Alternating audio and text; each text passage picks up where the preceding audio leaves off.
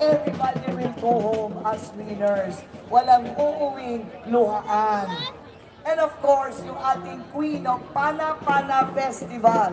For the elementary division, from 5,000, she will be receiving 10,000 pesos.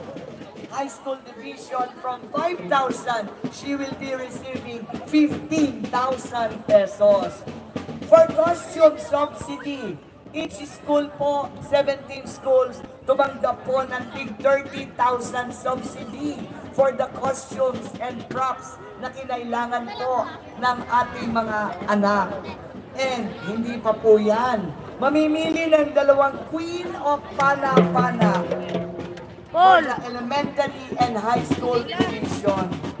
For our elementary and high school division, the Queen will receive 3,000 gift check for each Queen from Jollibee. 1 gift pack each Queen from Black Beauty Shampoo. 2,500 cash and gift pack from Unisoft and Angel's Pizza. And for all participants, bawat isa po may gift pack from Unisoft. And here is the good news. Sa lahat po ng nagko-compete sa high school department, meaning pwede ang senior or those who will be chosen from the junior high, basta high school division, mamimili po tayo ng 30 participants. So, pwede yung entire team na magka-champion. We need 30 participants na padadala po natin sa Thailand International Folklore Festival where they will be competing from April 14 to April 19. Sponsor po lahat ng City Government of Thailand. And of course, ang mamumuno po dito ay walang iba kung hindi ang ating napakagaling, one of the masasabi na natin haligi pagdating sa mga international dance competition, Professor Marcelino Balangkin. Kaya this is a challenge to all our high school participants. Do your best, malay-malay nyo. Kayo po ang napiling ipadadala sa Thailand in April 14. Good luck to all participants at sa mga magulang po na nandito. Maraming salamat for supporting your children. Once upon a time, naging nanay din ako ng elementary hanggang high school ng 4 kong anak.